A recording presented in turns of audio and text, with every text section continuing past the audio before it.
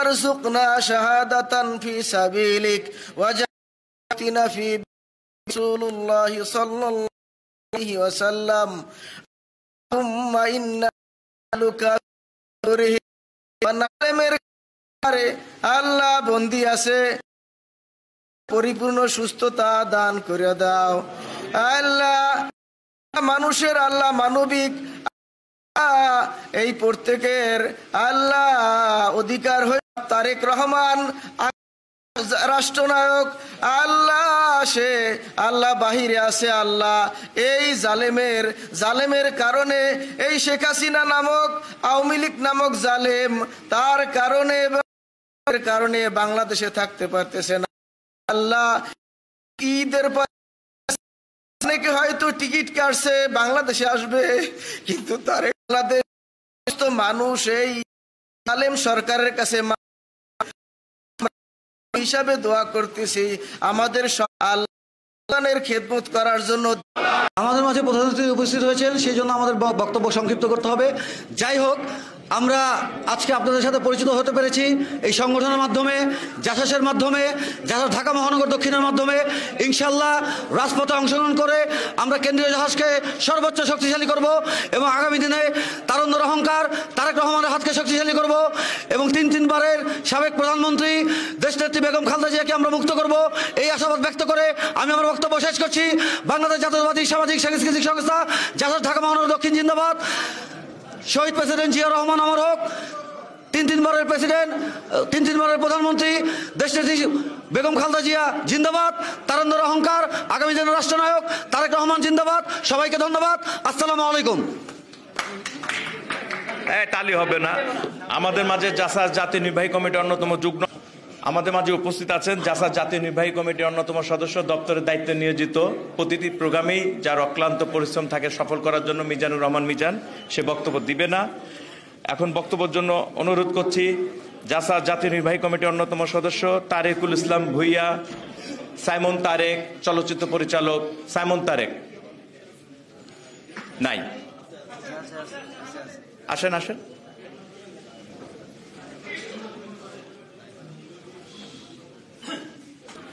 শহীদ রাষ্ট্রপতি জিয়া রহমানের ৪৩তম শাহাদত বার্ষিকী উপলক্ষে আজকে সভার সম্মানিত সভাপতি চিত্রনায়ক হেলাল খান, উপস্থিত আছেন আজকের অনুষ্ঠানের প্রধান অতিথি স্থায়ী কমিটির অন্যতম সদস্য গয়েশ্বরচন্দ্র রায়, উপস্থিত আছেন আজকে অনুষ্ঠানের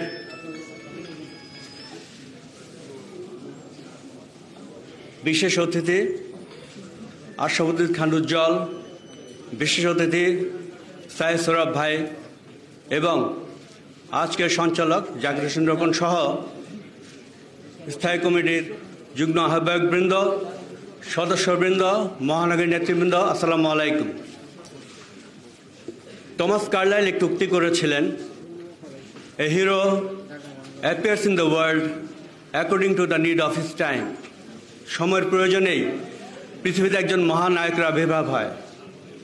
এই উক্তিটি শহীদ রাষ্ট্রপতি জিয়া রহমানের ক্ষেত্রে এতটাই প্রযোজ্য যে আমরা যদি সেই 1971 সালে ফিরে যাই তাহলে দেখতে পাই যে এই দেশ সেই সময় নেতৃত্ব শূন্য ছিল এবং একটি নৌকা যেমন মাঝে ছাড়া থাকে ঠিক সে অবস্থায় ছিল, মানুষের কোনো দিক নির্দেশনা ছিল না, অথচ একটি যুদ্ধোন্মুখ দেশ ছিল। সবাই একটি ঘোষণার জন্যে, একটি নায়কের জন্যে, একজন নেতার ঘোষণার জন্যে অপেক্ষা করছিল। কিং কর্তব্য বিমূঢ় অবস্থায় ছিল সেই সময়ের জনগণ এবং মুক্তিযোদ্ধার জন্য প্রস্তুতি যারা নিয়েছিল তারা। যখন ইথারে ভেসে আসলো আমি মেজর জিয়া বলছি, আই রিভোল্ট, তখন এই দেশের মানুষের মনে যুদ্ধের জন্যে প্রস্তুতি তৈরি হয়ে গেল এবং একটি স্পার্ক হলো, একটি স্ফুলিঙ্গ তৈরি হলো। তারপর জনগণ যুদ্ধে ঝাঁপিয়ে পড়ল। তো শহীদ রাষ্ট্রপতি জিয়া রহমানের অবদান মুক্তিযোদ্ধার জন্য এতটাই বেশি যেটা কল্পনাতীত। অথচ আজকে যিনি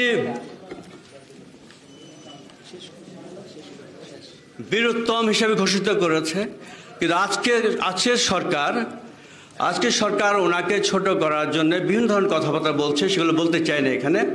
শুধু একটি কথাই বলতে চাই যে শহীদ রাষ্ট্রপতি জিয়াউর রহমানের অবদান এই দেশের বাচ্চা থেকে শুরু করে যত নাগরিক আছে, যত মানুষ আছে, সবাই জানে। সুতরাং আপনি যত চেষ্টাই করেন তাকে তাদের মন থেকে দূরে সরাতে পারবেন না। সুতরাং চেষ্টা করে লাভ নেই। জনগণ জানে যে জিয়াউর রহমানের অবদান কি। আমি বেশি কিছু বলতে চাই না, এখানে চাপ সৃষ্টি করছে, সময় অল্প। আপনাদের সবাইকে আমি ধন্যবাদ জানিয়ে এবং আগামী এই সরকারের বিরুদ্ধে আন্দোলনের আমন্ত্রণ জানিয়ে আমার বক্তব্য শেষ করছি। যেহেতু সংক্ষেপে বলতে বলা হয়েছে, আমি সংক্ষেপে কয়েকটি কথা বলবো। বাংলাদেশের সংস্কৃতি, আমাদের বাংলাদেশ সংস্কৃতিকে শহীদ প্রেসিডেন্ট জিয়াউর রহমান বিস্ময়কর অবদান রেখেছেন, যা অল্প সময় বলে শেষ করা যাবে না। শহীদ প্রেসিডেন্ট জিয়াউর রহমানের শাসন আমলে বাংলাদেশের সাহিত্য সংস্কৃতি জগৎটাকে যেভাবে প্রস্ফুটিত করেছিলেন, আজ পর্যন্ত আমরা সেই কর্মকাণ্ডের উপর দাঁড়িয়ে আছি।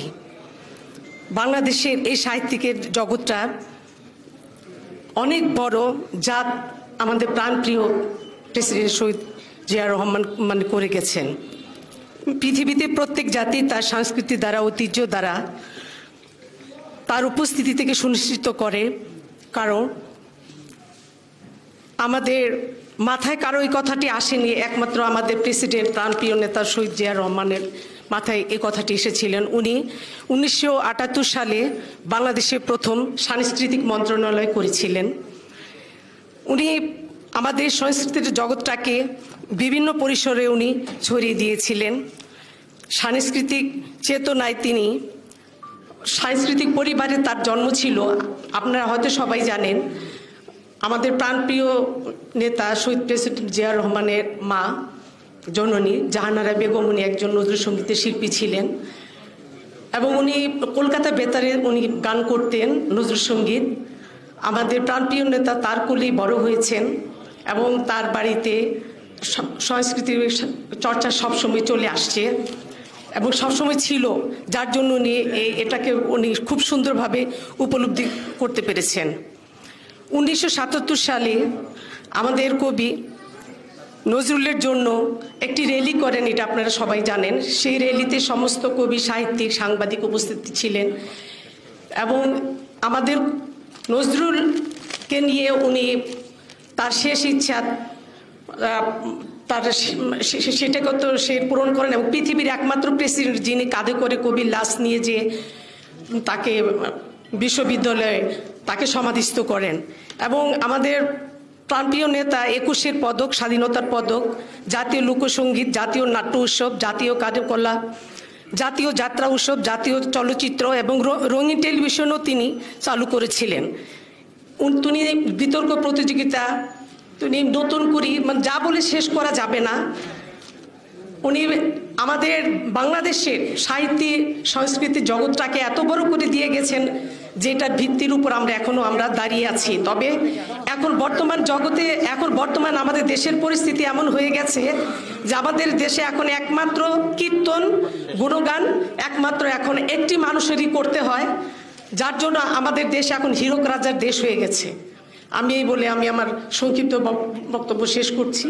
আল্লাহ হাফেজ, বাংলাদেশ জিন্দাবাদ। ছাত্র নেতা ছিলেন এবং তাকে আমাদের সঙ্গে অ্যাটাচ করে দিয়েছেন আমাদের ভারপ্রাপ্ত চেয়ারম্যান জনাব তারেক রহমান, যেন আমরা সাংগঠনিকভাবেও সমৃদ্ধ হতে পারি।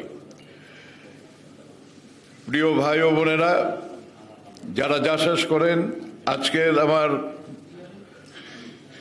ছোট ভাই চিত্রনায়ক হেলাল এবং সঞ্চালক রোকন, তারা আমাকে রিয়েলি সম্মানিত করেছেন যে এত সুন্দর একটা অনুষ্ঠান উপহার দিতে পেরেছেন। এর আগেও তারা অনুষ্ঠান করেছেন, দীর্ঘদিন যাবৎ তারা সংগ্রাম করছেন। রাজপথে দেখেছি তাদেরকে, বিভিন্ন অনুষ্ঠানে দেখেছি, তারা সফলভাবেই তাদের কর্মকাণ্ড চালিয়ে গেছেন এবং ভবিষ্যতেও তাদের সুযোগ থাকলে হয়তো তারা এর চাইতে আরো ভালো অনুষ্ঠান করবেন। জিয়াউর রহমান এমন একটা ব্যক্তির নাম, আর আমি এমন একজন ভাগ্যবান পুরুষ। আপনারা হয়তো অনেকেই জিয়াউর রহমানকে দেখেননি, কিন্তু আমার সৌভাগ্য হয়েছিল জিয়াউর রহমানকে শুধু দেখার নয়, জিয়াউর রহমানের সঙ্গে অনেক সময় আমি কাটিয়েছি। সেই সময়টা আমি যথেষ্ট তরুণ ছিলাম, আজকের মতো এতটা প্রতিষ্ঠিত ছিলাম না, কিন্তু আমার সৌভাগ্য তারপরেও উনি আমাকে যেভাবে গ্রহণ করেছিলেন, আজকে যখন চিন্তা করি হয়তোবা এই আজকের এই দিনের জন্যই উনি সেদিন আমাকে সুযোগ করে দিয়েছিলেন এবং উনি আমার সঙ্গে এত ঘনিষ্ঠভাবে মিশেছিলেন। আমার সঙ্গে প্রথম যখন দেখা হয়, মুক্তিযুদ্ধের বাইরেও যে জিনিসটা ছিল, আমি অরুণোদয়ের অগ্নিসাক্ষীর শুটিং করতে গিয়েছিলাম কুমিল্লার ময়নামতি ক্যান্টনমেন্টে। তখন তিনি সেখানকার ব্রিগেড কমান্ডার ছিলেন। সেখানে আমাদের পুরো ইউনিট ছিল, পরিচালক ছিলেন সুভাষ দত্ত, ববিতা ছিলেন, অন্যান্য সবাই ছিলেন। সেখানে যে আন্তরিকতার সঙ্গে তিনি আমাদের সমস্ত চলচ্চিত্র ইউনিটকে গ্রহণ করেছিলেন, তাদের আপ্যায়ন করেছিলেন, তাদের সহযোগিতা করেছিলেন, ছবিটি ছিল মুক্তিযুদ্ধের পটভূমিতে। সুতরাং জিয়াউর রহমানের সেই যে অবদান ছিল সেখানে, এটা অনস্বীকার্য। মুক্তিযুদ্ধ করতে গেলে পরে সামরিক অনেক সরঞ্জামাদির প্রয়োজন হয়, অনেক সেখানে লজিস্টিক সাপোর্টের প্রয়োজন হয়, সেগুলো উনি আয়োজন করে দিয়েছিলেন। এবং প্রত্যেকটা সেই অরুণোদয়ের অগ্নিসাক্ষীর প্রযোজক থেকে শুরু করে, শিল্পী থেকে শুরু করে যারা কলাকুশলী ছিলেন, সেই সময় তাদেরকে তিনি সম্মানিত করেছিলেন এইসব সুযোগ সুবিধা করে দিয়ে। আমি এটা এই জন্য উপস্থাপন করছি যে এর পরের অংশ যেটুকু আছে, একটু আগে অধ্যাপক সাহেব বলে গেছেন যে আমার আত্মপরিচয়, এই আত্মপরিচয়হীন অবস্থানে এখন আমরা রয়েছি। অধিকারের বঞ্চনা তো আছেই, আমরা রাজনৈতিকভাবে আমাদের অধিকার হরণ করে নিয়েছে বর্তমান স্বৈরাচার সরকার। আমরা যেখানেই আমাদের অধিকার দরকার সেখানেই আমাদের এগুলোকে হরণ করে নিয়েছে।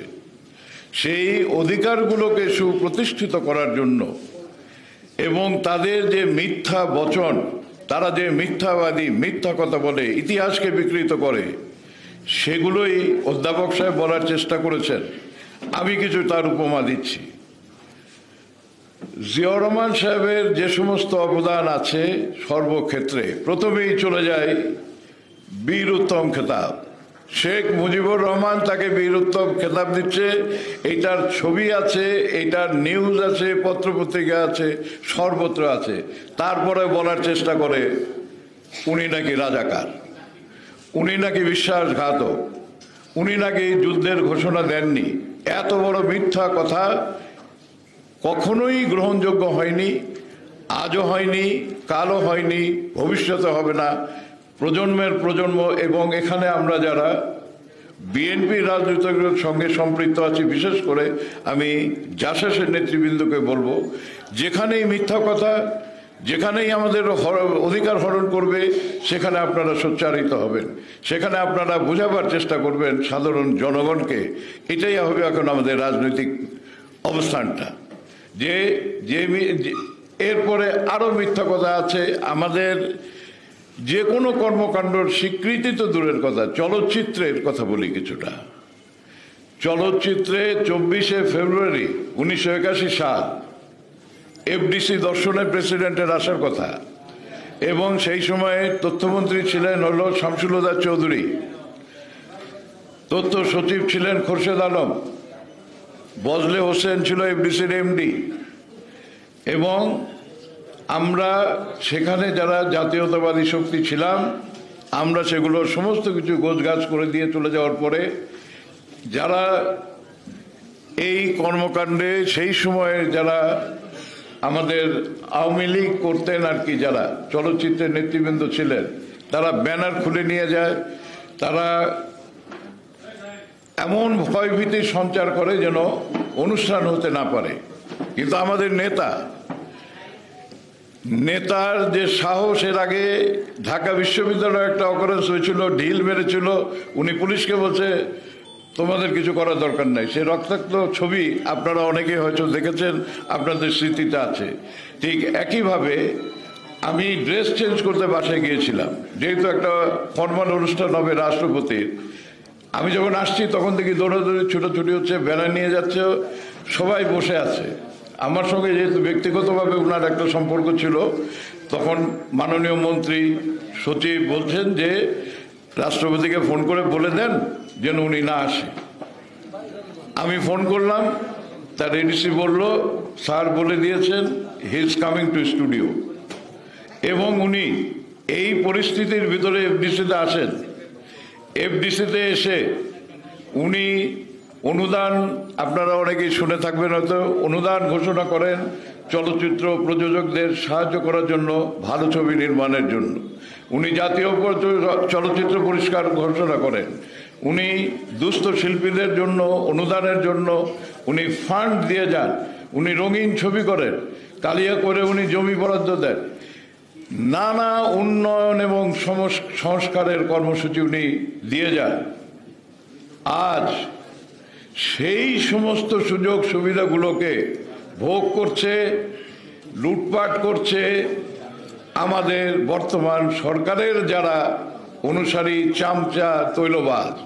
তারা এখন সেইটাকে লুটপাট করে খায়, কিন্তু একবারও তারা উচ্চারণ করে না যে এই অবদান ছিল শহীদ রাষ্ট্রপতি জিয়াউর রহমানের। এর চাইতে বড় লুটেরা আর কে হতে পারে?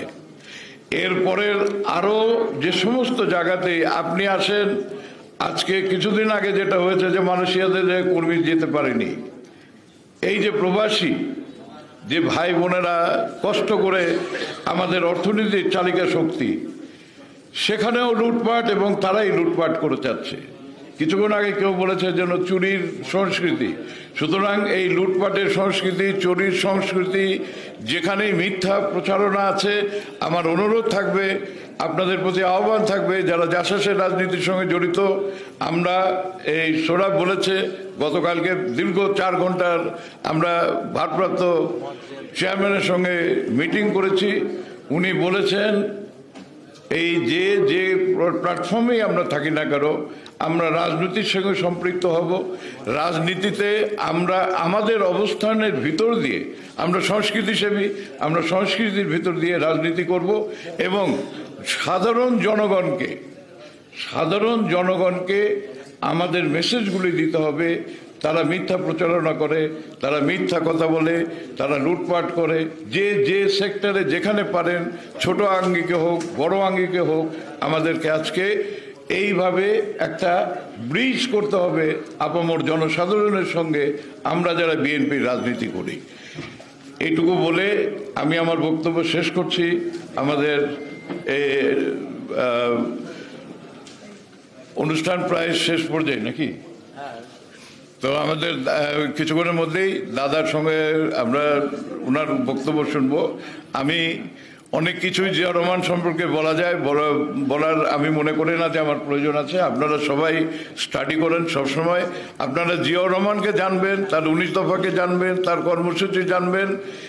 এরপরে আপনারা নিজেরাই অনুভব করবেন যে আমরা কি করে জনগণকে আমাদের সঙ্গে সম্পৃক্ত করে এই স্বৈরাচার সরকারকে হটাবো। ধন্যবাদ সবাইকে। বিসমিল্লাহির রহমানির রহিম। জাসাস আয়োজিত আমাদের দলের প্রতিষ্ঠাতা, মহান স্বাধীনতার ঘোষক শহীদ প্রেসিডেন্ট জিয়াউর রহমানের 43তম শাহাদত বার্ষিকী উপলক্ষে আজকের আলোচনার বিষয় হল সংস্কৃতির অঙ্গনে শহীদ প্রেসিডেন্ট জিয়াউর রহমানের অবদান। আমরা এখানেই থাকব। ইতিমধ্যে অনেকে অনেক কিছুই বলেছেন, আমি বেশি কিছু বলবো না। আমি শুধু আপনাদের সবাইকে ধন্যবাদ জানাচ্ছি যে এত গরমের মধ্যে দূর দূরান্ত থেকে আপনারা এসেছেন। জায়গা হচ্ছে না, কষ্ট করে অনেকে দাঁড়িয়ে আছেন। আপনাদেরকে জাসাস কেন্দ্রীয় কমিটির পক্ষ থেকে অশেষ অশেষ ধন্যবাদ। শহীদ প্রেসিডেন্ট ছিলেন সাধারণ কোনো মানুষ নয়, তিনি ছিলেন মহামানব, ক্ষণজন্মা পুরুষ। মাত্র 3.5 বছর তিনি ক্ষমতায় ছিলেন। দেশের জন্যই তিনি শাহাদত বরণ করেছিলেন। আমরা তার অনুসারী। উনি 1978 সালের 1 সেপ্টেম্বর আমাদের মেইন দল, যেটা মূল দল বিএনপি প্রতিষ্ঠা করেছিলেন। তার কয়েক মাস পরেই ডিসেম্বরের 27 তারিখ আমাদের জাসাস তিনি প্রতিষ্ঠা করেছিলেন। জাসাসের উদ্দেশ্য, যে উদ্দেশ্যে তিনি জাসাস প্রতিষ্ঠা করেছিলেন সেটা ছিল আমাদের সক্রিয় নিজস্ব যে সংস্কৃতি, সেই সংস্কৃতিকে লালন পালন করব আমরা এবং আমাদের নতুন প্রজন্মকে শেখাবো, তাদের মধ্যে বিস্তার করব এবং সমগ্র বিশ্বে বাংলাদেশি কালচার কৃষ্টিকে আমরা ছড়িয়ে দেব। সেই উদ্দেশ্যে জাসাসের জন্ম। আমরা সেই উদ্দেশ্যে কাজ করতে হবে, আমাদের অনেক দায়িত্ব আছে। আপনারা জানেন আমি একজন চলচ্চিত্র কর্মী। আমরা যে পুরস্কার, অনেকে বলেছেন যে জাতীয় পুরস্কার পেয়েছি, এই জাতীয় চলচ্চিত্র পুরস্কার তিনি প্রবর্তন করেছিলেন। তিনি প্রবর্তন করেছিলেন 21 পদক, তিনি প্রদর্শন করেছিলেন স্বাধীনতা পদক। এই পদকগুলি হলো সর্বোচ্চ পদক, স্বাধীনতা পদক। বন্ধুগণ, চলচ্চিত্র উন্নয়নের জন্য যাতে আরও সৃজনশীল চলচ্চিত্র তৈরি হয়, সেই লক্ষ্যে তিনি বিশাল একটা জমি গাজীপুরে বরাদ্দ করে চলচ্চিত্র ইনস্টিটিউট প্রতিষ্ঠা করেছিলেন। আজকে তার নাম মুছে ফেলে দিয়ে অন্য আরেকজনের নামে এটা হচ্ছে। এটা আপনারা জানেন। তিনি শিশুদের উদ্দেশ্যে একটা শিশু পার্ক করেছিলেন, সেটাও এখন বিলীন হয়ে গেছে। তারপরে নতুন প্রজন্মের ছেলে মেয়েদেরকে উৎসাহিত করার জন্য নতুন কুড়ি প্রবর্তন করেছিলেন বিটিভিতে। অনেক ভালো কাজ করেছিলেন অল্প দিনের মধ্যে। অনেকে বলেছেন, আমি আবার বারবার এটা রিপিট করতে চাই না। আমি আজকের এই দিনে তার রুহের আত্মার মাগফিরাত কামনা করছি এবং আপনাদের সবাইকে অনুরোধ করছি, জাসাসের কর্মীবৃন্দকে, তার যে 19 দফা এটা আপনারা অনুসরণ করবেন। এই 19 দফা যদি আপনারা বারবার পড়তে থাকেন, আপনারা কিন্তু ভালো একজন রাজনীতিবিদ হতে পারবেন। আপনাদের সবাইকে ধন্যবাদ। আল্লাহ হাফেজ। বাংলাদেশ জিন্দাবাদ, বাংলাদেশ জাতীয় দল জিন্দাবাদ, জাসাস জিন্দাবাদ। শহীদ প্রেসিডেন্ট জিয়াউর রহমান অমর হোক।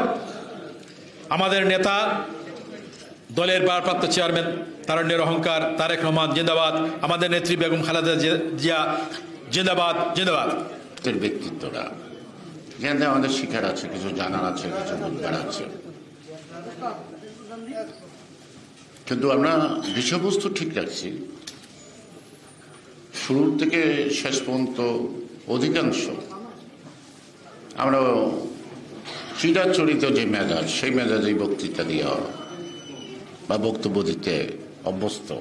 এর থেকে আমরা ঘুরে আসতে পারি না। একটা সেমিনারে ম্যাক্সিমাম 5 জন লোক থাকতে পারে।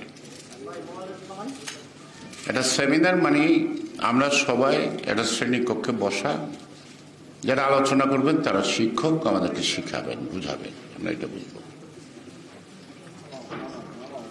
প্রত্যেকটা পরিমণ্ডল, প্রত্যেকটা বিষয়ের কিন্তু এক ধরনের সংস্কৃতি থাকে।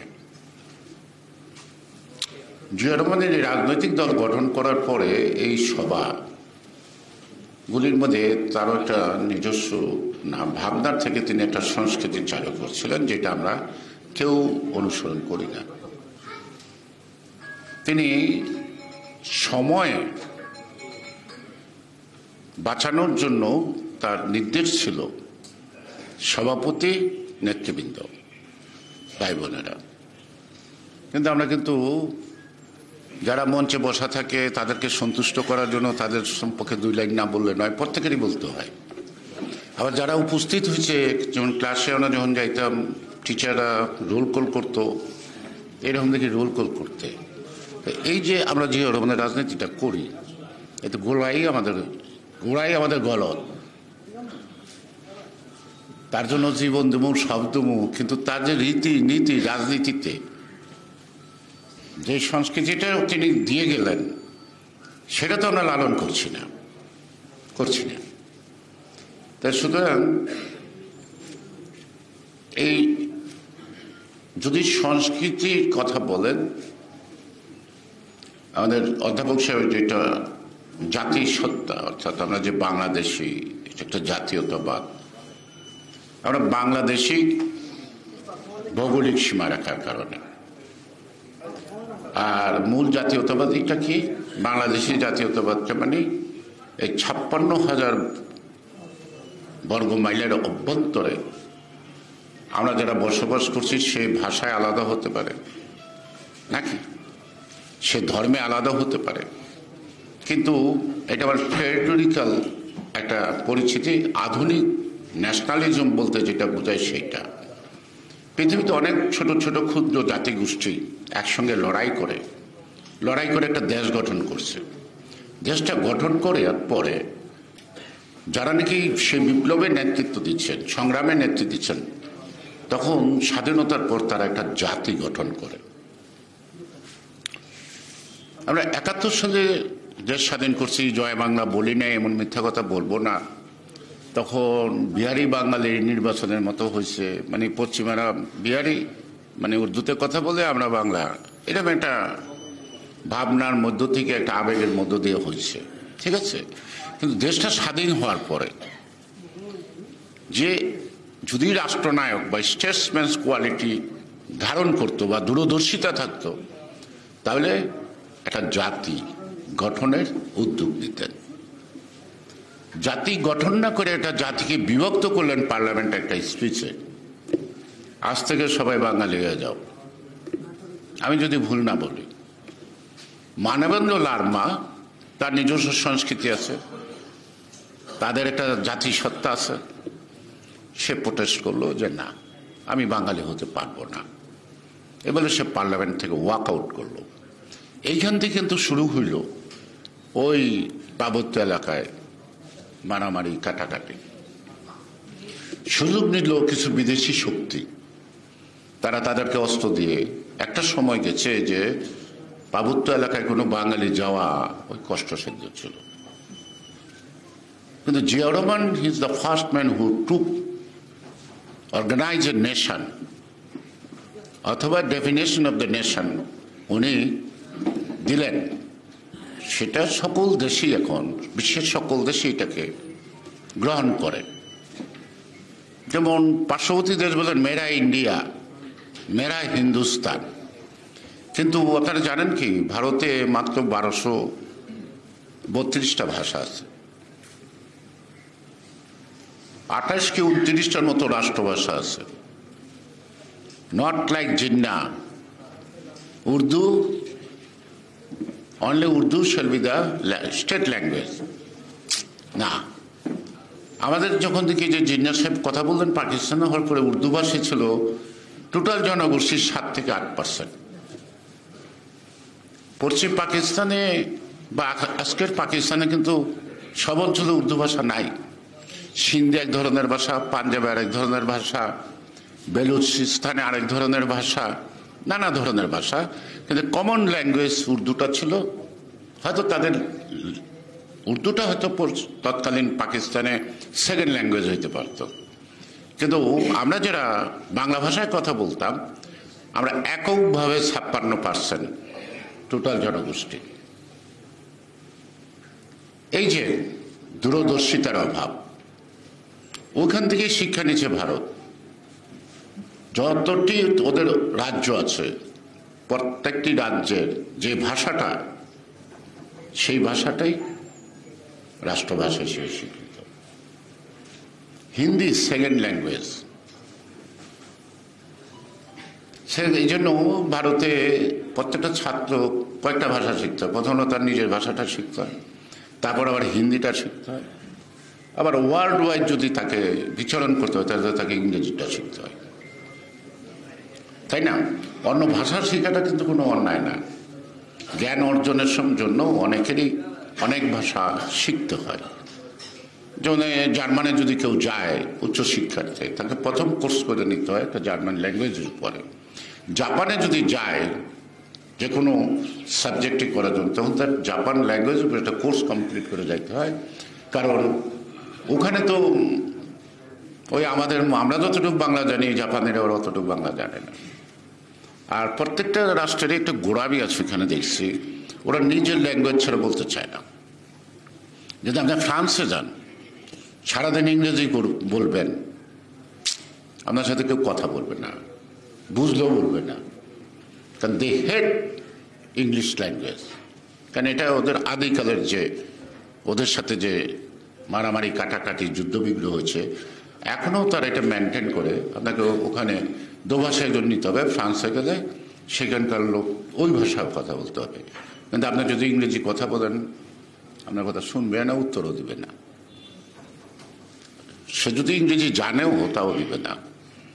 এটা হলো তার যে ভাষা, তার নিজের ভাষার প্রতি যে তার একটা সংস্কৃতিটা। কিন্তু আপনি যদি বলেন যে নাচ গান কবিতা, না, এটা একটা অংশ, হয়তো গুরুত্বপূর্ণ অংশ, বা সংস্কৃতিটাকে তুলে দেওয়ার একটা মাধ্যম। কিন্তু একটা জাতির থেকে আরেকটি জাতি আলাদা কখন হয়, সেটা তার সংস্কৃতি দিয়ে।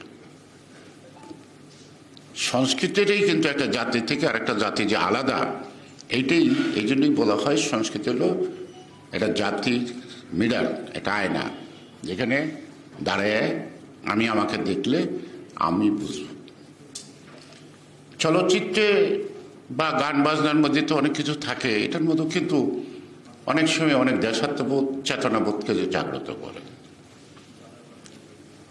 প্রেসিডেন্ট জিয়াউর রহমান যে উপজাতিদের জন্য কালচারাল ইনস্টিটিউট করছেন, বলে আমরা জানি। উনি ভাষা সৈনিকদের নামে প্রথম শুরু করলেন। এইটার মধ্যে কারা কারা সদস্য ছিল জানেন? জাহানারা ইমাম, আরও যে মুরগিয়াল আছেন, একটা কি নাম এখনো, হ্যাঁ, সারিয়া, এগুলোই সহ উনি কিন্তু যে ন্যাশনালিস্ট, টোটাল নেশনটাকে যে এক জায়গায় আনবে, একসঙ্গে করবে, ঐক্য করবে, সেই কারণে কিন্তু উনি জাত রাজনৈতিক ভাবনা ভাবেন নাই।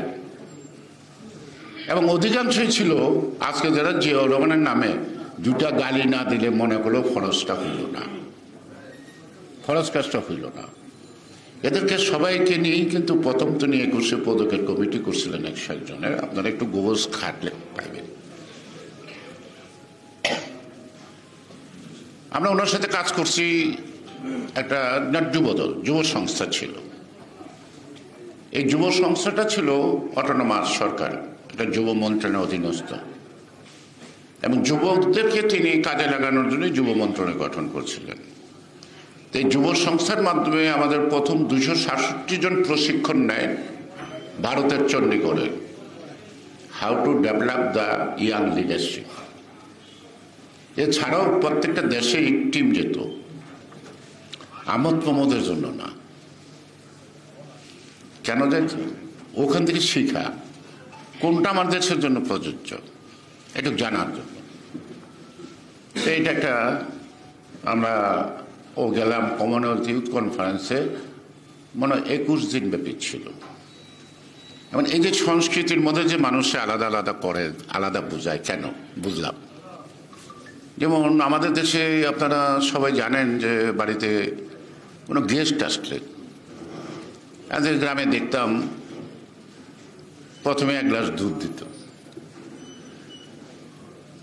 না পারলে একটা শরবত দিত। অর্থাৎ অতিথিকে যে বরণ করা, এটা হলো। আর আপনি যদি ইউরোপে যান, প্রথমেই আপনার একটু ওয়াইন দিবে। তাহলে আপনি যে সাথে তার সংস্কৃতির তফাৎ আছে না? আপনি এখনো আপনার থেকে যে নাকি বড়, সিগারেট খাওয়ার অভ্যাস থাকলে তার সামনে খাবেন না। আর আমি ওখানে দেখেছি শিক্ষকের প্যাকেট থেকে ছাত্র সিগারেট নিয়ে খাচ্ছে। যদি বলেন এটা কি সম্ভব? একজন হেডমিস্ট্রেস স্কুলে, মিসেস জর্জিয়া, উনি আমাদের সাথে বসে গল্প করতেছে। ওনার মেয়ে আসলো মেডিকেল স্টুডেন্ট। তার এসে বললো, এক্সকিউজ মি মাম, প্যাকেটটা নিয়ে একটা সিগারেট নিল। তারপরে মায়ের কাছে লাইটারটা চাইল।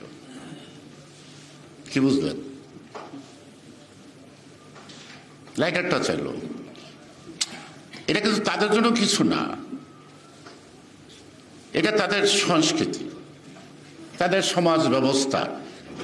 আমার সমাজ ব্যবস্থা যে আলাদা, আমি যে ওদের থেকে আলাদা জাতি, এটা তো প্রমাণ হয় না। তা আমি পরে ওরা বললাম যে দেখো, ইংরেজিতে বলছেন, বাংলায় বলতে চাই কি, এই যে তোমার মেয়েটা তোমার থেকে সিগারেটটা নিল, তুমি লাইটারটা দিয়ে হেল্প করলা, এটা আমার দেশে অ্যাবসার্ড।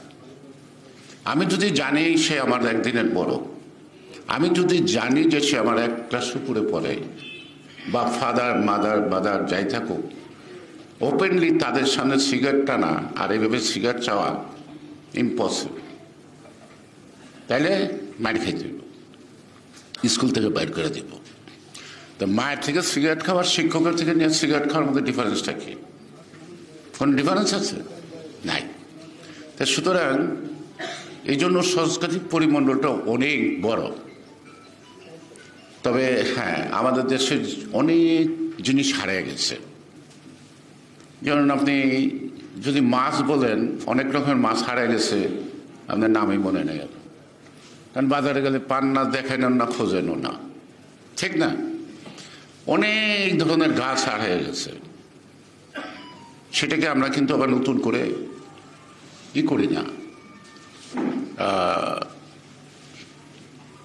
ইন্ট্রোডিউস করার চেষ্টা করি না। জিয়াউর রহমান এই জিনিসটাই করছিলেন, অর্থাৎ যে আমাদের হাজারো বৎসরের লালিত যে বিষয়টা। জিয়াউর রহমানের আম্মা জাহানারা বেগম রানী, উনি নজরুল গীতির প্রথম আকাশবাণী ক্যালকাটা, তারপরে পাকিস্তান বেতার করাচি। কখন? ব্রিটিশ ভারত। তো ব্রিটিশ ভারতের ধর্মীয় গোড়ামির কারণে মুসলমানরা তো এই সাংস্কৃতিক চর্চা থেকে অনেক পিছিয়ে ছিল। এটা অপরাধ মনে হইতো, এটা অধর্ম মনে হইতো, ইংরেজি শিখলে ইসলাম নষ্ট হয়ে যায়, এটা গোড়ামি ছিল। যে কারণে এই ভারতবর্ষে মুসলমানরা অনেকটা পিছিয়ে পড়ছিল। কিন্তু এখন তো দেশ স্বাধীন হয়েছে, এখন তো এই সমস্যাগুলি নাই। তো সেই সময় একজন পাড়াগাঁয়ের মেয়ে, জিয়াউর রহমানের আম্মা জাহানারা এবং রানী, তিনি তখন ওই গণ্ডি পের হয়ে ওই পর্দা ছেড়ে কিন্তু সঙ্গীত জগতে আসছেন। স্বাভাবিক কারণেই মা যদি গান গায়, তার সন্তানরা তো মায়ের কোলে মাঝে মাঝে গান শোনে, আর কিছু না হইলো ঘুম পাড়ানোর সময় তো মাথায় বলে গান শোনায়। আমি যদি বলি যে জন্মসূত্রে জিয়াউর রহমান বাংলাদেশের সংস্কৃতির উপর দুর্বল ছিলেন, আমি যতটুকু তাকে সামনে থেকে দেখেছি, উনি কোনো সভা করতেন না। প্রথমত হলো যে মনিরুজ্জামান সাহেবের একটা গান লেখা আছে, প্রথম বাংলাদেশ আমার শেষ বাংলাদেশ, এই গানটা শুরু করতেন। এটা দলীয় সঙ্গীতে তিনি দিলেন, ঘোষণা দিলেন, ন্যাশনাল কি পার্টি থিম সং, এই গানটা তো মাস। দ্বিতীয়ত হইল যে কোনো দুই একটা দেশাত্মবোধক গান চাই। ওখানে কিন্তু ওই আধুনিক বাংলা গান এটা সেটা না। আর যেখানে দেখিবে ছাই কুড়িয়া দেখো তাই, পেলো পেতে পারল অমূল্য রত্ন। আপনাদের সংস্কৃতির জগতে একজনের নাম কি black diamond, baby Nazneen. Baby Nazneen যে উনি রংপুর থেকে নিয়ে আসলেন, কোন একটা অনুষ্ঠানে গান গেছে, ওর বয়স বোধহয় 7-8 হইতে পারে তখন। তো ওর বাবা বাঁশি বাজাইতো, এটা প্রাইমারি স্কুলের মাস্টার। আমাদের যুবদল অফিসের 3 তলায় বসে রয়েছে, চুপচাপ বসে রয়েছে। কেউ কিছু জিজ্ঞেস করবে কি? ওদের কার কাছে আসে ওরা না জিজ্ঞেস করবে। তো কিছুক্ষণ পরে একটা টেলিফোন আসলো ভবন থেকে, দুপুরবেলা। তো টেলিফোন, যেহেতু আমি দপ্তর সম্পাদক ছিলাম, আমার তো থাকতে তো সার্বক্ষণ। টেলিফোনটা ধরার পরে যাই হোক বললো কি, দেখেন আপনাদের সামনেই একটা ছোট্ট বাচ্চা মেয়ে বসা আছে আর ওর আব্বা আছে, ওদেরকে আজকে রাত্রিটা থাকা খাওয়ার ব্যবস্থা করে ঢাকা। আর আপনাদের সকল নেতৃবৃন্দ আসলে আপনাদের যত ফাংশন হবে, এই মেয়েটাকে আপনাদের ফাংশনে গান গাইতে দেবেন। সেদিন যদি জিয়াউর রহমান ওখান থেকে কুড়িয়ে না আসতো, আজকে কি বেবি নাজনীন হওয়ার সুযোগ পাইতেন? কারণ অনেক প্রতিভা কিন্তু লালনের অভাবে, চর্চার অভাবে, পরিচর্চার অভাবে হারিয়ে যায়। এই লুকানো যে এগুলিকে কুড়ে আনা, তো সুতরাং আমাদের মনে করেন আমরা অস্ত্র নিয়ে যুদ্ধ করলাম, আবার তখন তো লেখনী দিয়ে যুদ্ধ হয়েছে, স্বাধীন বাংলা বেতার কেন্দ্র। অস্ত্রের যুদ্ধ থেকে মানুষকে বেশি সাহসী, শক্তিশালী করছে, সবসময় একটা উত্তেজনার মধ্যে রাখছে কি স্বাধীন বাংলা বেতার কেন্দ্র। কত সুন্দর সুন্দর দেশাত্মবোধক গান, চরমপত্রে তো 60% মিছা কথা থাকতো, কিন্তু এমন রস দেওয়া প্রচার করতো, মানুষ মনে করতো এই আয়া পড়ছে, এই গেছে গা, এই মাইকে মায়ের মুক্ত হয়ে গেছে গা, তাই না? তাই এটা যুদ্ধে কত বড় অবদান খেয়াল করছেন? তাই সুতরাং গানের মধ্য দিয়ে মানুষকে মাতানো যায়। যেমন এই জাসাজের প্রতিষ্ঠাতা সাধারণ সম্পাদক লোকমান হোসেন ফকির, এই জগতে না জানলেও উজ্জ্বল ভাইরা জানে তাদের সময় লোকমান হোসেনের গানের বেশ কদর। তার প্রখ্যাত গান বিচারপতি তোমার বিচার করবে যারা, আজ জেগেছে এজন্য। ওনার আরেকটা গান এমন একটা মানুষ এনে দে না যা রক্ত কালো, যেটা ভুবেন হাজরিকার মুখে গাইছে। তাই এরকম যেমন আমাদের দেশ আছে কি তোমরা যাদের মানুষ বলো না গান, একটা সিনেমার গান, যদিও ভিডিও যাদের কান্না শুনে না তারাও মানুষ আছে, তাদের প্রাণ আমি চোখের জলে শোনাই তাদের গান। এই আমার সমাজের একটা চিত্র ফুটে ওঠে না নাকি? দেখে এলাম, ঘুরে এলাম, প্রশান্ত সাগর পাড়ি দিলাম, আমার মায়ের মতো কবু দেখিনি, সে যে আমার জন্মভূমি। সুতরাং আপনারা যদি সংস্কৃতি জগতের লোক হন, এটাকে যদি আসলে লালন করেন, ধারণ করেন, এটা তো বিস্তার প্রসার করারও দায়িত্ব আপনাদের আছে। আপনাদের মুখ দিয়ে সেই কথাগুলি বললে তো মানুষ উদ্দোলিত হবে নাকি, উৎসাহিত হবে, অনুপ্রাণিত হবে। সেই কাজটা না করে যদি আপনারা খালি বক্তৃতাই দেন, অন্যেরা যেরকম দেয় আপনারা ওই রকম দেন, তাহলে আপনার মধ্যে আমার মধ্যে ডিফারেন্স হইল কি? আপনি যে সাংস্কৃতিক দল করেন, সাংস্কৃতিক চর্চা করেন, তা আপনিও যে বক্তৃতা দেন, আমিও যদি একই বক্তৃতা দেয়, তাহলে আপনি আমার থেকে আলাদা জগতের কে?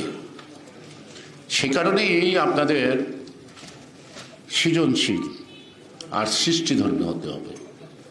যতটুকু জানেন, যতটুকু অনুভব করেন, ততটুকু মানুষের মধ্যে ছড়াইয়া দিতে হবে, মানুষকে উদ্বুদ্ধ করার জন্য।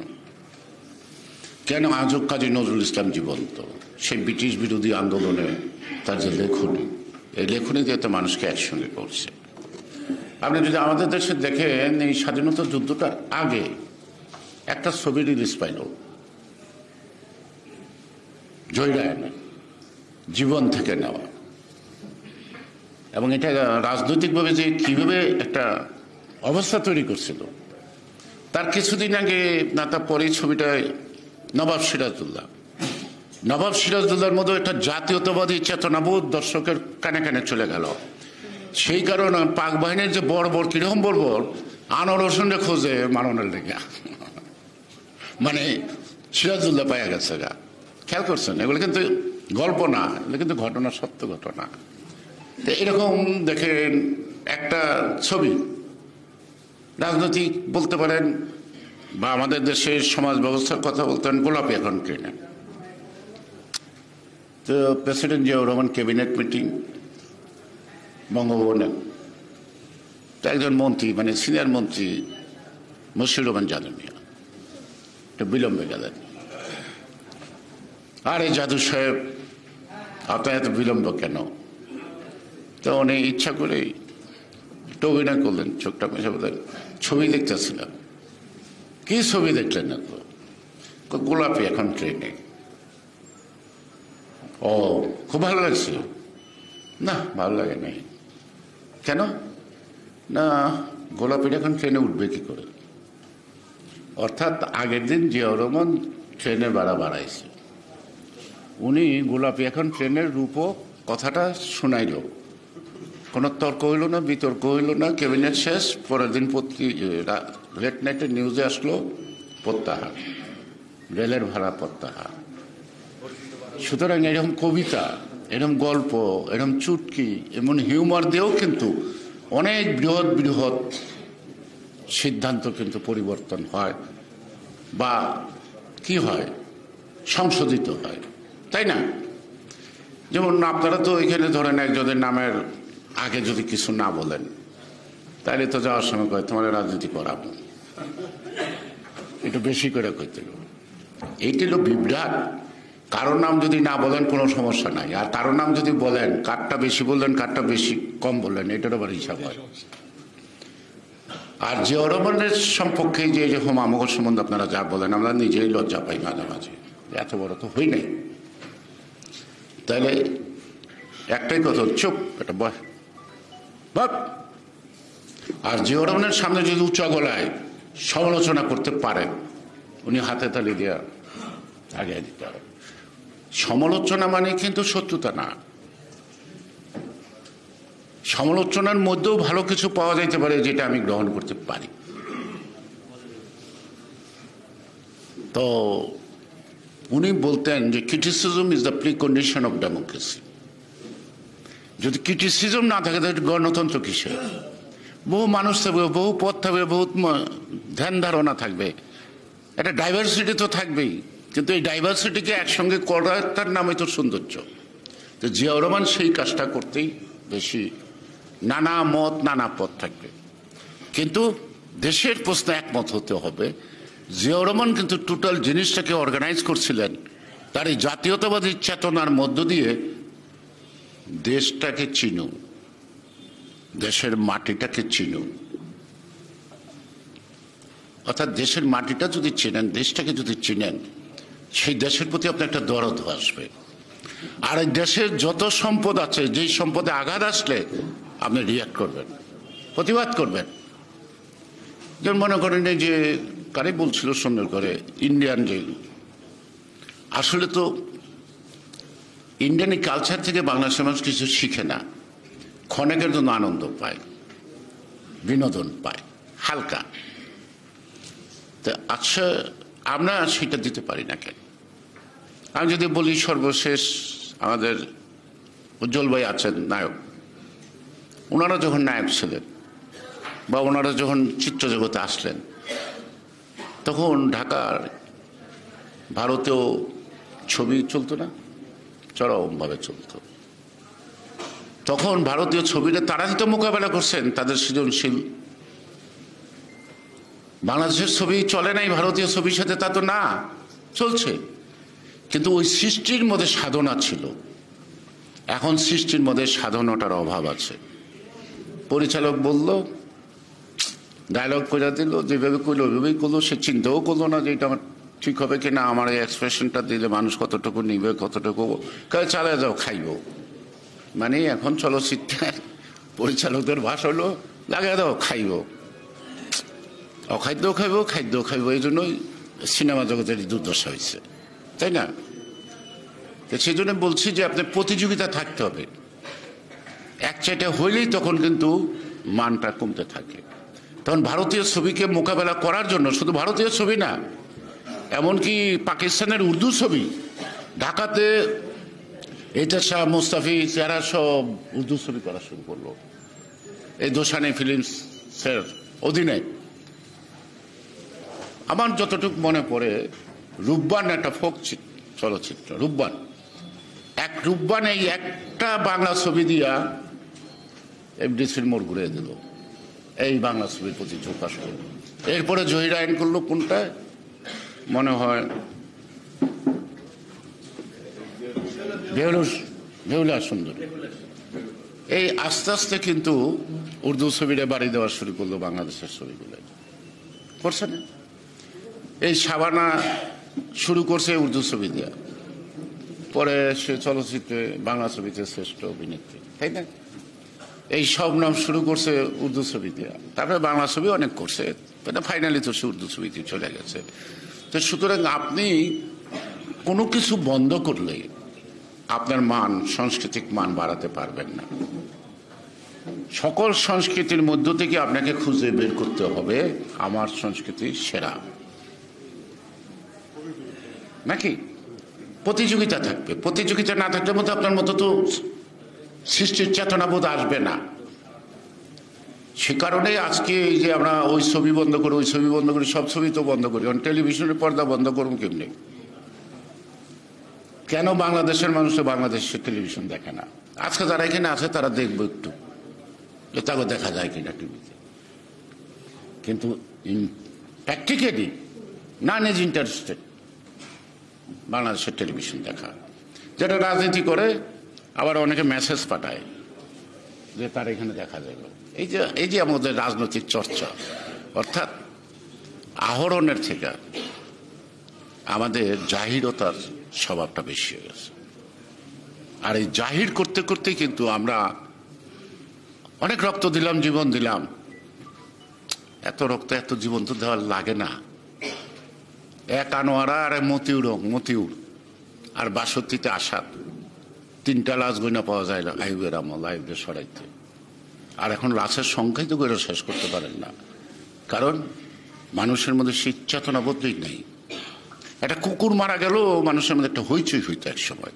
এখন মানুষ মইরা থাকে, পইরা থাকে, দেখেও নাই, তার চলেও নাই, নিয়ে আবার কোন বিপদে পড়ে, মারামারি লাগলে 10 গজ দূর দা যায়, বাবা ঝামেলা মধ্যে যেতে না পড়ে। তো এইটাও তো আমাদের সাংস্কৃতিক চেতনাবোধের অভাব থেকেই হয়েছে। সাংস্কৃতিক চেতনাবোধ থেকে অভাব হচ্ছে না। তো সুতরাং জিয়াউর রহমানের রাজনীতিটাই কিন্তু ছিল আমাদের সংস্কৃতিকে ধারণ করার। আমি যদি আমার সংস্কৃতি ধারণ না করতে পারি, আমি কিভাবে বাংলাদেশি হব? খালি আমি পাসপোর্টে লিখলাম আমি ভাই বোন বাংলাদেশি, হইলে কি আমি বাংলাদেশি হইলাম? আমার বাংলাদেশের অভ্যন্তরে যে কোনো সম্পদের উপর আঘাত আসলে, যে কোনো কিছুর উপর আঘাত আসলে, সে আগ্রাসী শক্তি হোক, সে ভৌগোলিক কারণ হোক, যে কোনো কারণ আসলে, সেটাকে যদি আমি প্রতিবাদের সুরে না নামতে পারি, তাহলে আমি কখনো ন্যাশনালিস্ট হইতে পারবো না, আমি কখনো জাতীয়তাবাদী হইতে পারবো না। আমি জাতীয়তাবাদী দলের পদ পদবি বহন করতে পারবো, কিন্তু জাতীয়তাবাদী রাজনীতি আমার কাছ থেকে জনগণ পাবে না। আর আমার কাছে যদি জনগণ না পায়, তাহলে জনগণ কার পিছনে হাঁটবো? আমরা তো জিয়াউর রহমানের মতো একটা নেতা মতোই তো নেতা হচ্ছে নাকি? এই যে পিওর ন্যাশনালিস্ট, একটা দেশপ্রেমিক, নির্লোভ, যে কারণে তো পঙ্গপালের মতো মানুষ ছুটছে থাকছি। শেখ মুজিবের কি দেখতে শুনতে তার থেকে ছোট ছিল? পাহাড়ের মতো দাপরশালী লোক, তাই না? তাহলে ওই লোকটা বাদ দিয়া, যার লোকে একসময় মানুষ রোজা রাখছে, তারে বাদ দিয়া জিয়াউর রহমানের পিছনে ছুটলো কেন? অর্থাৎ জিয়াউর রহমানের যে দেশপ্রেমটা, এই দেশপ্রেমটা বলতে কিন্তু শুধু ওই এটা না, ভৌগোলিক অবস্থানটা না, এই দেশপ্রেমটা আমার হাজারো বছরের লালিত সংস্কৃতি। ডিফারেন্ট আছে সংস্কৃতির মধ্যে। যমুনার ওই পারের সংস্কৃতি, এই পারের সংস্কৃতি একটা। আবার নোয়াখালী গেলে বাংলা ভাষায় কথা কয়, আবার এটা ট্রান্সলেট করতে অনেককে বুঝতে। সেটাই গেলে তো উর্দুভাষী না হলে তো আমি বুঝিই না। একবার লন্ডনে এক মেয়ে এসে বলে, uncle don't speak in Bengali. কি কয়? আমি যে প্রবলেমটা কি? আই কান ফলো বেঙ্গলি। তাই আমি বললাম, তুমি সিলেটি মারতাম পারো? কয় সিলেটি মারতাম পারি, মানে সিলেটি মারতাম পারে কিন্তু বাংলা মারতাম পারে না। তার মানে কি আমার এখানে ভাষার মধ্যেই আছে। আবার যদি আপনি এতে যান বার্মা পর্যন্ত, এখানেও বাংলা, আধা বাংলা এটা আছে। যেমন গুয়াহাটির যখন বাংলা সংবাদ শুনবেন, বাংলায় কিন্তু উচ্চারণের মধ্যে অনেক রকমের ডিফারেন্স আছে। কিন্তু এই যে আমার নোয়াখালীর ভাষা, চিটাগাংয়ের ভাষা, সিলেটের ভাষা, এক এক জায়গার এক এক ভাষা, সব ভাষা এক এক জায়গায় এক এক ধরনের রীতিনীতি, তাই না? এক দেশের গালি, এক দেশের বলি, এই সব কিছুকে একসঙ্গে করেও কিন্তু আমার একটা জাতীয় সংস্কৃতি আছে। এই জাতীয় সংস্কৃতিটাই যখন মানুষকে পরিপূর্ণ করে, তখনই মানুষ সাহসী হয়, তখনই তার মধ্যে দেশাত্মবোধ জাগে, ঠিক না?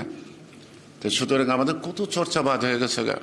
আমি ওই প্রফেসর সাহেব আমার কাকির গল্প বলতেছে, আমার বন্ধুর কাকি, তো সিনেমা দেখে আসছে, মনটা খুব খারাপ।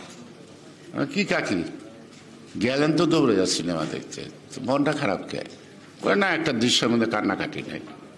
অর্থাৎ একটা ছবির মধ্যে একটা প্যাথেটিক রোল নাই। অর্থাৎ জীবন যে স্পর্শ করে মনটাকে, সে গানের মধ্যে আনন্দ খুঁজে পায় নাই। অর্থাৎ সমাজের ওই করুণ চিত্রটা দেখার জন্য সে আফসোস করে আয়া পড়ল। আবার রিক্সাওয়ালারা তো কাপড় চোপড় খুলে নাচলে আবার তারা নাচে, দর্শক তো একরকম থাকবে না। কিন্তু এই দর্শকদের, এই শ্রোতাদেরকে তো আপনার মূল জায়গায় আনতে হবে কষ্ট করে, যাতে অশ্লীল জিনিসটা আমি পছন্দ না করি, ঠিক কিনা? আবার অশ্লীলতার মধ্যে কিন্তু অনেকটা রাখাচ্ছে। আমি উজ্জ্বল ভাইরে বলবো যে আমি একটা সিনারি কথা বলি। ৭৪ সালে দুর্ভিক্ষ, এই শনির আখড়াতে লঙ্গরখানা, সেই লঙ্গরখানাতে লাইনে দাঁড়াইছে একজন মহিলা। দাঁড়াইতে দাঁড়াইতে যখন শেষ প্রান্তে আসছে, মহিলা ছিল গর্ভবতী। সে কিন্তু তার প্রসব বেদনা আছে, কিন্তু তার ক্ষুধার যন্ত্রণাটা এত বেশি, যখন সে থালাটা বাড়ায়, তার থালার মধ্যে এক চামচ খিচুড়ি দেয়, থালাটা নিয়ে সে খাইতে পড়ে যায়। মিনিট ৫ পরে একটা চিৎকার বলার আওয়াজ হলো, একটা বাচ্চা প্রসব করছে। বাচ্চাটা প্রসব করছে। আপনারা যে নায়িকা দোয়েলের হাজব্যান্ড ছিল বাবুল, দৈনিক বাংলার ফটো সাংবাদিক, ওই ছবিটা তুলছে। অর্থাৎ বাচ্চাটা পেটের ভিতরে অর্ধেক, বাইরে আসছে অর্ধেক, ঠিক এই ছবিটা। এখন আপনি যদি এই ছবিটা ফিল্মে কাটপিস লাগান, মানে ওই ঘটনাটাকে তোলেন, সেখানে কি তার মধ্যে কি অশ্লীলতা কাজ করবে, না মনে একটা গভীর শোকের ফুস? সুতরাং আপনি মানুষের কাছে যেটা তুলে ধরবেন, সেটা যেন মানুষ উপলব্ধি করতে পারে। মানে আমি একটা দেখাই দিলাম, হয়ে গেল, তা না, এটা না, এটা হয় না। আমাদের ওই বোম্বের নায়িকাদের যেই পোশাকে মানায়, আমার বাঙালি নায়িকার ওই পোশাকে মানায় না, মানায়। এই যে আমরা ইউনিভার্সিটিতে পড়তাম, ধনী গরিব বুঝতাম না, একই রকম পোশাক, খুব একটা ব্যবধান না। এখন ইউনিভার্সিটিতে তো এক একটা এক এক রকম পোশাক, দেখলেই বোঝা যায় কোনটা শয়তান, কোনটা বদমাইশ, কোনটা ফাজিল, কোনটা ভালো, কোনটা ভদ্র, কোনটা নম্র, কোনটা বড় লোকের, কোনটা গরিবের, বোঝা যায়। কিন্তু আগে কিন্তু বোঝা যাইতো না। এটা একটা নিজস্ব কালচারের মধ্যে থাকতো। ছাত্র, তার ইচ্ছে বেশি দেওয়া যাবে না, সে শিল্পপতি হোক, তার কে ইচ্ছে বেশি দেওয়া যাবে না, এটাই আমরা দেখতাম। তো যাই হোক, সংস্কৃতিটা মানে যেটা আমি বুঝাইতে চাইতেছি বা বলতে, আমি কম বুঝি বলে আমি বুঝাইতে পারতেছি না। সংস্কৃতিটা শুধু একটা জায়গায় সীমাবদ্ধ না। আমার ফুড, আমার যে খাবার অভ্যাস, এটা একটা সংস্কৃতির অংশ নাকি? এখন আমরা কাটলেট খাই, চামচ দিয়া খাই, অনেকের দেখি ডাইল ভাতও চামচ দিয়া খায়। আবার শেরে বাংলা বলতো, আমি হাত দা না খাইতে বলে আমার মজাই লাগে না। আসলেও যারা নাকি হাত দা খাইতে অভ্যস্ত, তারা চামচ দা খাই টেস্ট পাবেন না, ওই স্বাদ পাবেন না। তা এখন মেকি আমরা একটু ভদ্রলোক হইতে চাই মাঝে মাঝে। আর এই ভদ্রলোক হইতে চাই মানে আনকালচার, খ্যাট খামার করবো, ওই জন্য আমরা আবার কাঁটা চামচ না খাই। না, কাঁটা চামচ আমার খাইতে হবে কোনো কথা নাই। নো, আপনি বিদেশে গেও যে কাঁটা চামচটা খাইতে হবে, নট দ্যাট। হ্যাঁ, বিদেশে যদি থাকেন ড্রেস তো আপনি থাকতে পারে। প্রেমাদাস আসছিল শ্রীলঙ্কা থেকে, তো বঙ্গভবনে আসছে। তা আমি মন্ত্রী, আমার সাথে তো আমার ওয়াইফও গেছে। তো বাড়ি থেকে আমার বলে যে লুঙ্গি পরা লোকটা কে, আমি তোমার লোক একটা কথা বলবো। বুঝলাম তো শ্রীলঙ্কার প্রেসিডেন্ট, বেটা লুঙ্গি পরাইছে কেন? আমরা ইট ইজ দেয়ার প্রাউডনেস, সে তার ন্যাশনাল ড্রেস পরছে। এখন তো আমাদের দেশে এটা আমাদের জাতীয় পোশাক হইল না। জন্মদিনের পোশাক ছাড়া তো আমি জাতীয় পোশাক দেখি না। কোন পোশাকটা আমার ন্যাশনাল পোশাক, কোন পোশাকটা আমি ন্যাশনাল ডেতে যাব, সেটা লুঙ্গি হোক, গামছা হোক, এটা তো হইতে হবে। এটা স্যুট হোক, প্যান্ট হোক, এটা হইতে হবে। তো আছে নাই, তা আমাদের তো জাতির দৈন্যতার শেষ নাই। জিয়াউর রহমান তো একটা জাতি ডেফিনেশন দিয়ে গেছে, আর সেটা নিয়ে আবার ওই সকল বুদ্ধিজীবী বুদ্ধি বিক্রি করে খায়। তারা আবার এটা নিয়ে নানা কনফিউশন, একবার বাঙালি হয় একবার অবাঙালি হয়। অ্যান্ড কনস্টিটিউশনের মধ্যে বাঙালিও ঠিক, বাংলাদেশিও ঠিক, হাসিনা বাঙালি, আবার পাসপোর্টের মধ্যে বাংলাদেশি, মানে সবটাই একরকম। ধর্ম নিরপেক্ষ তো থাকবো, আবার রাষ্ট্রধর্ম ইসলামও থাকবো, মানে কোনোটাই সব কিন্তু সাংঘর্ষিক শব্দ। কিন্তু ক্ষমতায় থাকার জন্য গোজামিল দেয় না, যে ওই যে উজ্জ্বল বেটা যখন সই বানায়, রিক্সাওয়ালার লাগে কিছু রাখে, একটু জ্ঞানী লোকের লেগের জন্য রাখে, কিছু মধ্যবিত্ত পরিবারের জন্য রাখে, সবাই যেন দেখতে পারে। তো হাসিনা এরকম সবার জন্য একটু একটু একটু একটু করে খোরাক রাখছে কনস্টিটিউশনে। It is not a constitution at all for a sovereign country. Constitution always own করবে দেশকে, রুলস অফ লকে, জাস্টিসকে, কিন্তু এই কনস্টিটিউশন তা না। তো যাই হোক, কথা বলতে গেলে শেষ করা যাবে না, এখানে শেষ করি। আপনারা সব ভালো থাকেন আর কথা বলে চেষ্টা করেন। আমাদের সংস্কৃতিটাই আমাদের পরিচিতি। আমরা যে বাংলাদেশি, আমাদের সংস্কৃতি দিয়েই কিন্তু আমরা বাংলাদেশি, শুধু ভাষা দিয়া না, শুধু ধর্ম দিয়া না, আমার সব কিছু মিলাই কিন্তু আমি বাংলাদেশি। প্রত্যেকটা জিনিস আমার, এখানে গালি দিলে রক্ষা নাই, ঠিক না? সেজন্যই এই আলাপটা আমার ধারণা ছিল 4-5 জন লোক আসবে, এক একজন এক এক খণ্ড করে আলাপ করলে আমরাও কিছু শিখতে পারলাম, সবাই একটু শিখতে পারলাম। আর আমি আজও বলি, আগেও বলছি, সামাজিক সাংস্কৃতিক সংস্থা, যুবদল, ছাত্র দলের ভাবনা আর জাসাদের ভাবনা যদি এক হয়, তাহলে এটা না করাই ভালো। এটা জাসাস যে কাজটা সেটি চর্চা করতে হবে, তার যে কাজটা, কে কি বললো না বললো, দু একটা প্রকাশনা বাইর করতে হবে, মাঝে মাঝে কিছু লিখতে হবে। এবং আমাদের যারা লিখে তাদেরকে লিখে ওটাকে একটা সংকলিত করতে হবে, বই আকারে বের করে দিতে হবে, যেটা মানুষ এটা দেখে দেখে পড়বে, শুনবে, শিখবে। সুতরাং আমার প্রতিযোগিতা বলবো যে ওই দিকে অন্য সংগঠনের সাথে জাসাসের প্রতিযোগিতা করার দরকার নাই, কারণ এটা ছোটোখাটো বিষয় না, সাংস্কৃতিক বিষয়টা ছোটোখাটো না, অনেক বড় বিষয়। সেজন্য সবাইকে অনেক সময় ধরে কষ্ট করে আপনারা শুনছেন, অনেকেরই হয়তো কোমর টোমরও ব্যথা হয়েছে আমার মনে হয়। তো আমি এখানে ক্ষান্ত করি, সবাইকে ধন্যবাদ। আমি তো জিয়াউর রহমানের নামও লইলাম না, ম্যাডামের নামও লইলাম না, তারেক রহমানের নামও লইলাম না, ভুলা যায় নাই, এটা অন্তরের জিনিস, অন্তরে আছে। তবে আমরা নিজেদেরকে জাহির না করে আমরা যদি আমাদের দায়িত্বটা পালন করি, তাইলে জিয়াউর রহমানের রাজনীতিটাও টিকে থাকবে, খালেদা জিয়াও মুক্ত হবে, এবং তারেক রহমানও তার মাতৃভূমিতে এসে আমাদের সামনে নেতৃত্ব দিতে পারবে। কিন্তু একটা কথাই বলছি, আমরা চিত্রজগতে অভিনয় করি, আমরা নাটকে অভিনয় করি, আমরা যেন রাজনৈতিক জীবনে অভিনয় না করি, এইখানে যেন অভিনয় না করি, যেটা আমাদের মনের কথা বাইরের কথা যেন এক হয়। আমিও কিন্তু কম নাটক করি না জীবনে, বহুত নাটক করছি, কিন্তু আমি রাজনৈতিক জীবনে কোনো নাটক করি না, ব্যক্তি জীবনে কোনো নাটক করি না। আমি বহুত পুরস্কারও পাইছি, এও কোনো মিথ্যা কথা না। তো সেই জন্য বললাম যে আপনারা